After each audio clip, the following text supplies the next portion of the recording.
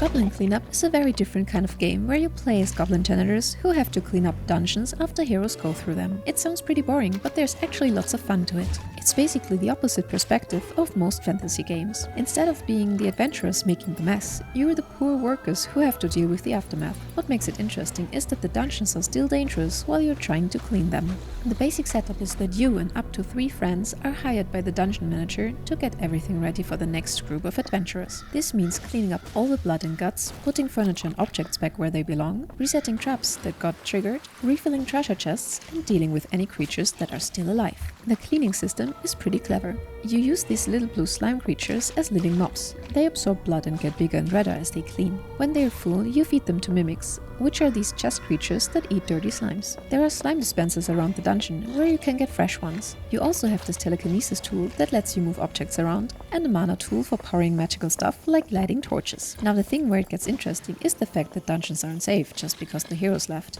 There are still active traps everywhere that can kill you instantly. Spike traps, rotating eyeball lasers, crushing walls, crossbow turrets, fire traps. If you die, you create even more mess that someone has to clean up, which makes your job harder. Some creatures like mimics are still alive and will eat you if you get too close. You have to be really careful about how you approach them. The restoration part is like a puzzle game. Every object has a specific spot where it needs to go, and you have to figure out what goes where. Tables, chairs, barrels, books, weapons, decorations, everything has to go back to its original position. The traps need to be reset properly too, which means putting arrows back in crossbow mechanisms, repositioning spike plates, and making sure everything is armed for the next adventurers. You also have to refill treasure chests with gold items and loot that you find scattered around. Sometimes the treasure is hidden behind additional traps, or in secret areas that the previous adventurers missed. The game has different dungeon themes. Right now there are basic medieval dungeons, libraries and botanical gardens with poisonous plants. They're planning to add an Egyptian-themed dungeon. Each area has its own specific challenges and types of objects to restore.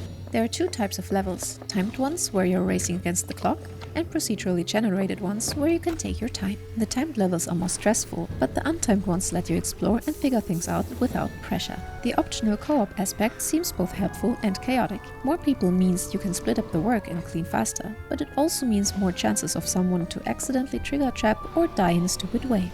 The game is going to be an early access release. They want to add more chaos, more types of tasks, different creatures and new trap varieties. Their goal is to create more situations where routine cleaning turns into comedy. And this sentence concludes today's video. If your time was respected, a like or comment is very much appreciated.